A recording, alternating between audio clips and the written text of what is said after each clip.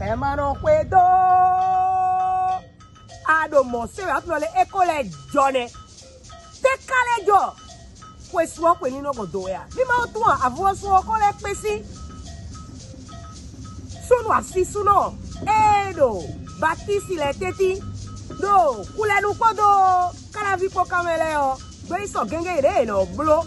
Lo no idu ye do nu ye jo ma ko le pene ai.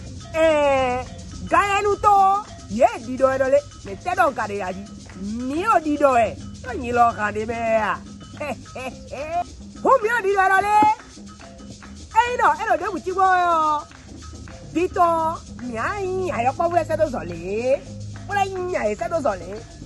Lowe jijo khuta, fijo se do lo yi jo flefe da kole baya. Baya. Lona yinu dudu jon dudu. Plo jo plo. Ete o kendo go mi gaja.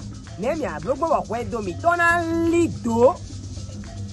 Bona jolobo joho bla le mana khoinke ha den go da mo de me ala ere kai ko ko si plan de na me ala so fa de mi ton e ati mo a o tu le tente we atano kumo gogosi ene mo wa ye ne we lo medo no na po me yo me nesi ni ko ya se we me ko no we do me boko blobo asupa si ko no po kaka bo kwe ko ikande wonu ko jeji e o e kodo ya ma jije ba se vovo ko eno yo me ibe no yo me ma mi de le glalo kaka bo yo nko gbeto e fiole me ko kuno yin Olivier o me pere po papa Timothée me ko no yin ko yo me ibo mi o na do e le gbo plato da ko me la ko Didier Ajalian e we na no nu mo ko to lo da pe tedu e ka nu mo ko to am lo e Sibe asa kon ku ego avuvo sun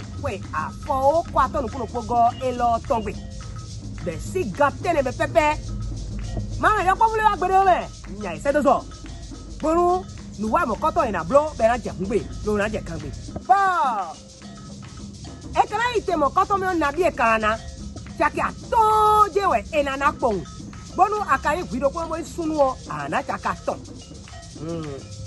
sunu a ngala po e Popo ene ni jeji. Yo lule o. Ye de la na chaki we atade. Ene ba me kana mo. Bona si hu ite mo koto me. E la do fonti Edouard. E mi yo le o. Ena do ho epo le binu mi. Mo ro po mi kana le sekwele do gonton.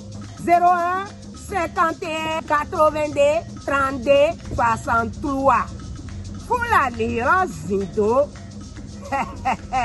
Nibu na gote ne mia. Mi ma po gba ku je o me. Ko video afiti pere ja isa okun jolo to. Ha ha e da.